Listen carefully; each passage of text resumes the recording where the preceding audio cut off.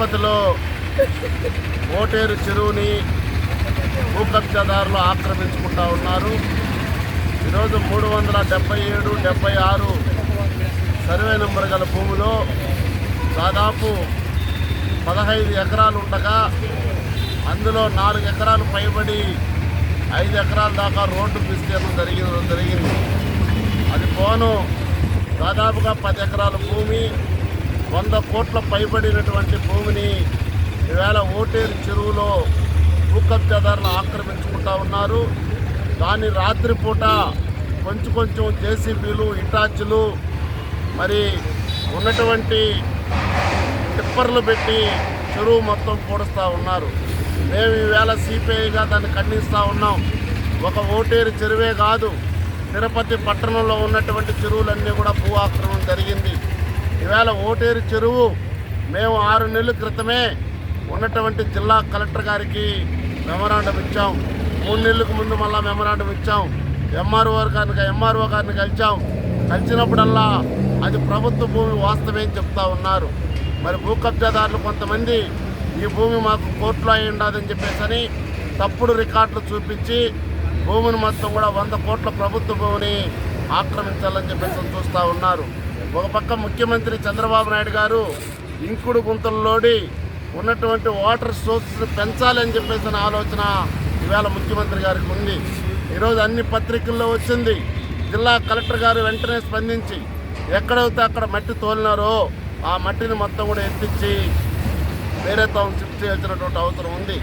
ఈవేళ ఆ భూమిలో గాన 377, 76 సర్వే నెంబర్ సంబంధించినటువంటి ఓటేరు చెరువులో భూమి గాన చెరువు ప్రకారంగా చెరువు గాన పెట్టకుండా పోతే అక్కడనే ఎర్ర జెండాలు పాతి ప్రభుత్వ భూమిని కాపాడుకోవాల్సినటువంటి అవసరం ఎంతైనా ఉందని చెప్పేసి చెప్తా ఉన్నాం. ఈవేళ జిల్లా కలెక్టర్కు బంగ్లా లేదు, జిల్లా ఎస్పీ గారికి బంగ్లా లేదు.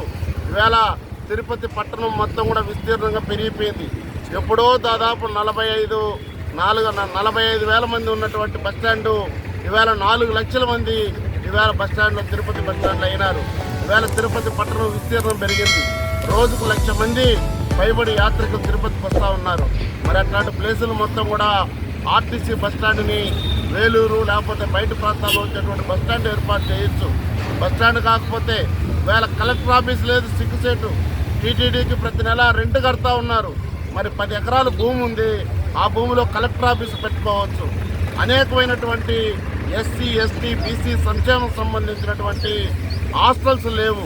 హాస్టల్ కట్టి మొత్తం కూడా అక్కడ పిల్లల్ని విద్యారంగంగా పెంచుకోవడానికి అవకాశం చేయొచ్చు. జూనియర్ కళాశాలలు కట్టుకోవచ్చు.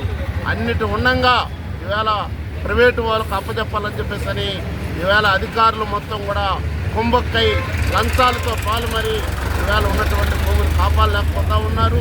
దీన్ని సిపిఐగా తీవ్రంగా ఖండిస్తూ ఉన్నాం.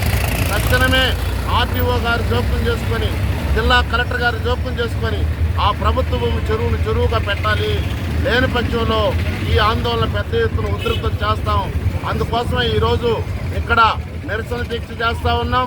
రేపు సాయంత్రం 4 గంటలకు ఓటేరు అక్కడ ఉన్నటువంటి అంబేద్కర్ విగ్రహం దగ్గర అన్ని రాజకీయ పార్టీల రౌండ్ టేబుల్ సమావేశం నిర్వహిస్తాం.